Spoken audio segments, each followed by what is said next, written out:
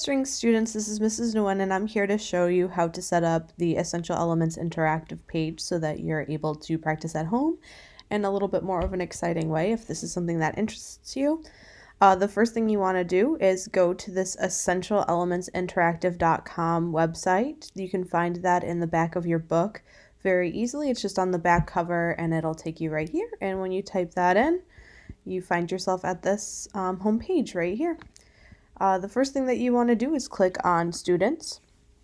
And obviously at this point you do not have a student sign in, so you'd like to create an account. The school code, I'm going to post it right up here too so that you can take your time and type it in. Oops, it disappeared. I'll put it up and back in a second. But our school code is Beverly Strings, all one word. B in Beverly is the only thing that's capitalized, and then the number 78. And you're going to hit enter. That will tell you right at the top here where I highlighted. It'll say the class, Beverly Public Schools Orchestra, and then me as your teacher. We are not going to do EEI student IDs. That would be something I would provide you, and I do not have them for you, so you're just going to hit I don't have an EEI student ID. All right, then you're going to just have to verify the following, which is that you have your own personal copy of an Essential Elements book, which is where you're going to be getting your activation code in a minute, so you should probably have your books out. And that you read and agree to the terms of use and privacy policy. And then at that point, you're going to need to get your activation code from the first inside cover page of your book. If you need help finding that, here's a little tiny, I know it's really small, a little picture, and then they have this area right here which shows you where your student activation code is. A lot of times it looks kind of stamped on the inside cover of your book. So you're going to go ahead and type that in. I obviously don't have a new activation code. All of my activation codes have been used, and it's only one time, so I can't go that far with you. Once you type that activation code in, you're going to continue, and then it's going to prompt you to fill out a little bit more information. There is a section where it asks for an email address. That is not necessary. If you don't want to provide an email address, you do not need to. So you can skip over that part and go from there. So once all that is set up, it will prompt you again to log in. And you're going to go back to that students icon. You're going to type in your login information. So you might want to write this somewhere in your actual physical Essential Elements book, just in case you forget it. It's right there in your book while you're practicing. And this is the students that I had set up already. So again, I did not put the student's email address in, so I'm going to say no email at this time. And this is the page that it's going to show you once you've logged in. There's a few things in this page that are going to be helpful to you. As soon as I get students signed into the Essential Elements Interactive, I can then assign assignments. I tried to do that this morning and I don't have any students, so I was not able to give any assignments yet. So as soon as you guys get on here and start logging in and setting up with my classroom, then I will be able to give assignments. I'll do that as soon as I have students, even just one. I think I could then log them in. Then you'll also be able to go to this top right icon, and this is where all your current assignments and graded assignments, previous assignments. You can also fill out a practice log if this is something that interests you, and look at how many total minutes over the week that you've practiced.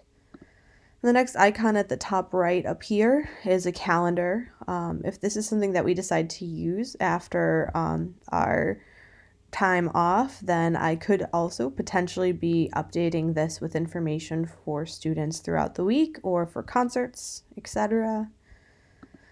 The next icon at the top doesn't have any resources. I would be happy to add a few videos. This is something that I can do for my teacher account. And assign videos so students can kind of see the different techniques and things that are talked about in the new pieces that they're learning. And finally, the far right icon at the top is probably going to be the one that students will go to the most. And this is where all of your music is found for the book. So song list is where you're going to have the selection of all of them. And I believe the numbers do correspond with the numbers in the book, but they do not give you the page number of the book. So you kind of got to scroll through. And the very first one that we're going to be going over is number 88 for this week for 3rd grade, for example. So I'm going to click on Frere Jacques of the Round. And this student plays the viola, but if you typed in the wrong instrument or you'd like to hear it for another instrument or see the music, you can change that up right here.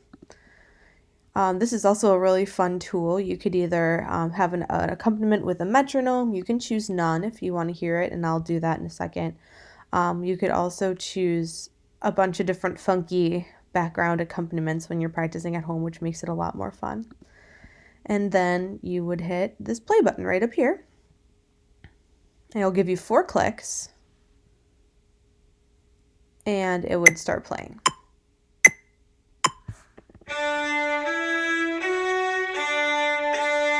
So right now I selected no accompaniment, so it's going to just be the viola sound. But if I wanted to choose something a little bit more fun to play along with, let's say folk.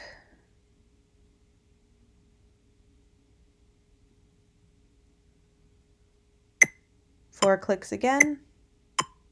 And you have this nice little accompaniment background. If you want to start from the beginning, you would hit this back button. If you choose to record yourself playing, you can submit that to me and you can hit this record button. You can loop it so the song plays several times over instead of just the amount of times that it's written as.